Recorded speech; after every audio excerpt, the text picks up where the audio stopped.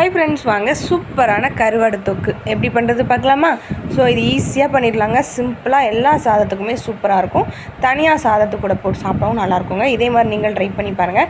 So என்னோடய videos பிடிச்சிருந்துச்சின்னா like பண்ணுங்கள், share பண்ணுங்கள், மறந்துடாமல் சப்ஸ்கிரைப் பண்ணி வச்சுருப்பாருங்க.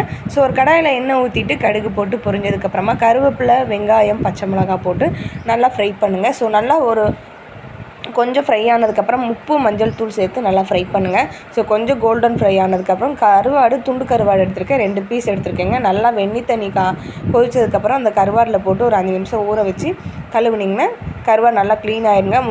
மஞ்சள் தூள், உப்பு போட்டு க்ளீன் பண்ணி எடுத்து வச்சுக்கோங்க. ஸோ நான் அதுக்கப்புறம் இந்த வெங்காயம், பச்சை மிளகா கோல்டன் ஃப்ரை ஆனதுக்கப்புறமா இந்த கருவாடையும் போட்டு கிண்டாதீங்க, ரொம்ப கிண்டிங்கன்னா உடஞ்சிரும். ஸோ ஒரு 5 நிமிஷம் வேக விட்டுட்டு திரும்ப மிளகாத்தூள் வேணுன்னா சேர்த்துக்கோங்க. கொஞ்சோள நான் சேர்த்துருக்கேங்க. கொஞ்சோள காரத்துக்கு ஏற்ற மிளகாத்தூள் சேர்த்து ஒரு அரை டம்ளர் தண்ணி ஊற்றி ஒரு 5 நிமிஷம் சிம்மிலேயே வச்சிங்கன்னா சூப்பரான கருவாடு தொக்கு ரெடிங்க. ஸோ நீங்கள் இதே மாதிரி ட்ரை பண்ணி பார்த்துட்டு கமெண்ட் பாக்ஸில் கமெண்ட் பண்ணுங்கள். ஸோ என்னோடய வீடியோஸில் கம்மியான ப்ரைஸில் சாரீஸ், ஜுவல்லரி, நைட்டி எல்லாமே போட்டிருக்கீங்க. போய் செக் பண்ணி பாருங்கள். வேணுங்கிறவங்க ஆர்டர் பண்ணி வாங்கிக்கோங்க.